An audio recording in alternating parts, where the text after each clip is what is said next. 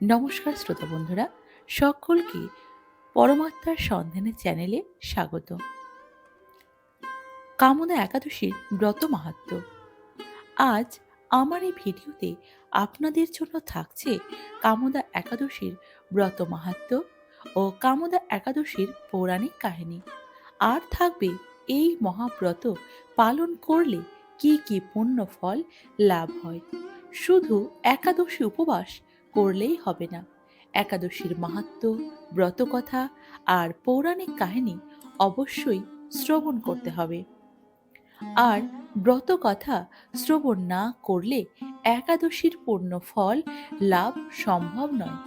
তাহলে চলুন প্রিয় শ্রোতা বন্ধুরা, ব্রত শ্রেষ্ঠ একাদশী পালনে কি কি ফল লাভ হয় সেটি আগে জেনে নিন। ব্রত শ্রেষ্ঠ একাদশী শ্রীহরির অত্যন্ত প্রিয়। কৃষ্ণ ভক্তি লাভই শ্রী একাদশীর ব্রতের মুখ্য ফল। তবে আনুষাঙ্গিক রূপে স্বর্গ ও ঐশ্বর্যাদি অনিত্য ফল লাভ হয়ে থাকে। এই একাদশী ব্রত পালনে ভক্তের মনের সমস্ত ইচ্ছা, কামনা, বাসনা পূর্ণ হয় এবং মহাপাপ এমনকি পিশাচত্ব থেকেও মুক্তি লাভ হয়।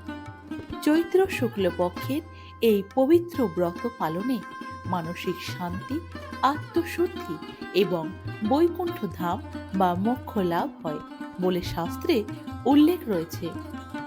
এটি পাপ নাশক ও পূর্ণদায়ী ব্রত হিসেবে পরিচিত। মহাপাপ এবং পূর্বজন্মের নেতিবাচক কর্ম বা পাপ থেকে মুক্তি পাওয়া যায়। এই ব্রতের প্রভাবে পিশাচজনি বা অভিশাপ থেকে মুক্তি লাভ করা সম্ভব হয়।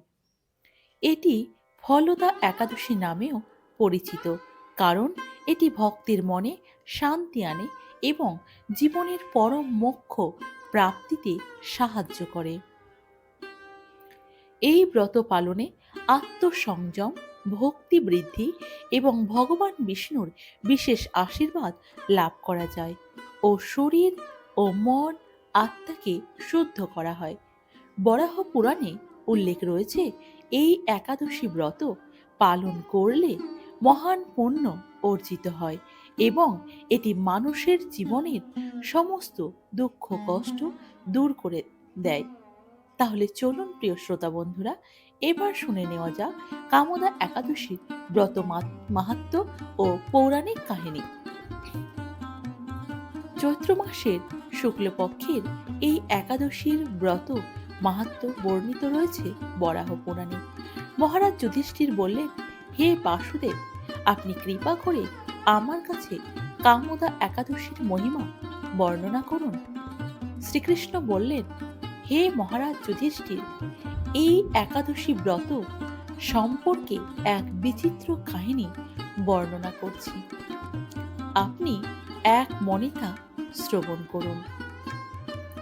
বহুকাল পূর্বে মহর্ষি বশিষ্ঠ মহারাজ দিলীপের কৌতূহল নিবারণের জন্য এই ব্রত কথা কীর্তন করেছিলেন। ঋষি বশিষ্ঠ বললেন, হে মহারাজ, কামদা একাদশীর তিথি পাপ নাশক ও পুণ্যদায়িনী। পূর্বে এক মনোরম নাগপুরে স্বর্ণ নির্মিত গৃহে বিষধর নাগেরা বাস করত। তাদের রাজা ছিলেন পুণ্ডরীক। তিনি গন্ধর্ব, কিন্নর ও অপ্সরাদের দ্বারা সেবিত হতেন। সেই পুরী মধ্যে অপ্সরা শ্রেষ্ঠ ললিতা ও ললিত নামে গন্ধর্ব স্বামী স্ত্রী রূপে ঐশ্বর্যপূর্ণ এক গৃহে পরম সুখে দিন যাপন করতেন। একদিন পুণ্ডরীকের রাজসভায় ললিত একা গান করছিলেন। এমন সময় ললিতার কথা মনে পড়ল ললিতের। ফলে সঙ্গীতের স্বর, লয়, তাল, মানের বিপর্যয় ঘটল। কর্কটক নামে এক নাগ ললিতের মনের ভাব বুঝতে পারল। বিষয়টি সে পুণ্ডরীক রাজার কাছে জানায়। তা শুনে সর্পরাজ ক্রোধ ভরে কামাতুর ললিতকে অভিশাপ দেন, রে দুর্মতি, তুমি রাক্ষস হয়ে যাও। সঙ্গে সঙ্গে ললিত ভয়ঙ্কর রাক্ষস মূর্তি ধারণ করলেন। তার হাত 10 যোজন বিস্তৃত, মুখ গুহাতুল্য, চোখ প্রজ্বলিত আগুনের মতো প্রকাণ্ড এক শরীর তিনি লাভ করলেন।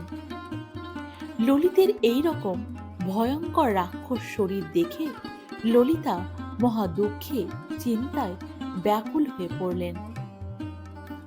স্বেচ্ছাচারী রাক্ষস ললিত তখন দুর্গম বনে ভ্রমণ করতে লাগলেন। তবুও ললিতা তার সঙ্গ ত্যাগ করলেন না। ললিত নির্দয়ভাবে মানুষ ভক্ষণ করতে লাগলো। এই পাপের ফলে তার মনে বিন্দু মাত্র শান্তি ছিল না। পতির সেই দুরাবস্থা দেখে ব্যথিত চিত্তে কাঁদতে কাঁদতে ললিতা গভীর বনে প্রবেশ করলেন। একদিন ললিতা বিন্ধ্য পর্বতে উপস্থিত হলেন। সেখানে ঋষ্যশৃঙ্গ মুনির আশ্রম দর্শন করে মুনির নিকট হাজির হলেন। তাকে প্রণাম করে সেখানে দাঁড়িয়ে রইলেন। মণিবর জিজ্ঞাসা করলেন, হে সুন্দরী, তুমি কে? কার কন্যা? কি কারণেই বা এই গভীর বনে এসেছ? উত্তরে ললিতা বললেন, হে প্রভু, আমি বীর ধন্যা গন্ধর্বের কন্যা। আমার নাম ললিতা। আমার পতির পিশাচত্ব দূর হয় এমন কোনো উপায় জানবার জন্য আমি এখানে এসেছি। তখনই ঋষি বললেন, চৈত্র মাসের শুক্লপক্ষে কামদা নামে যে একাদশী আছে, সেই ব্রত তুমি নিষ্ঠা ভরে যথাবিধি নিয়ম পালন করে ব্রত পালন করো। এই ব্রতের পুণ্য ফল তোমার স্বামীকে অর্পণ করলে তৎক্ষণাৎ তার সমস্ত পাপ বিনষ্ট হবে। মুনির কথা শুনে ললিতা আনন্দ সহকারে কামদা একাদশী পালন করলেন। তারপর ব্রাহ্মণ ও বাসুদেবের সামনে পতির উদ্ধারের জন্য বললেন, আমি যে কামদা একাদশীর ব্রত পালন করেছি তার সমস্ত ফল আমার পতির উদ্দেশ্যে আমি অর্পণ করলাম। এই পুণ্যের প্রভাবে তার পিশাচত্ব দূর হল, এবং তার পিশাচত্ব যাতে দূর হোক, হে প্রভু, তার পিশাচত্ব দূর করুন। এই কথা উচ্চারণ মাত্রই ললিত সাপ মুক্ত হয়ে দিব্য দেহ প্রাপ্ত হল। পুনরায় গন্ধর্ব দেহ লাভ করে ললিতার সঙ্গে মিলিত হলেন। হে মহারাজ দিলীপ, এই ব্রত যত্ন সহকারে সকলেরই পালন করা কর্তব্য। এই ব্রত ব্রহ্ম হত্যা, পাপ বিনাশন এবং পিশাচত্ব মোচনকারী। এই ব্রত কথা শ্রদ্ধাপূর্বক পাঠ ও শ্রবণে বাজপেয় যজ্ঞের ফল লাভ হয়। তাহলে শ্রোতা বন্ধুরা, ভিডিওটি যদি ভালো লেগে থাকে তাহলে চ্যানেলটিকে সাবস্ক্রাইব করবেন এবং কমেন্টে জয় শ্রীকৃষ্ণ লিখতে ভুলবেন না।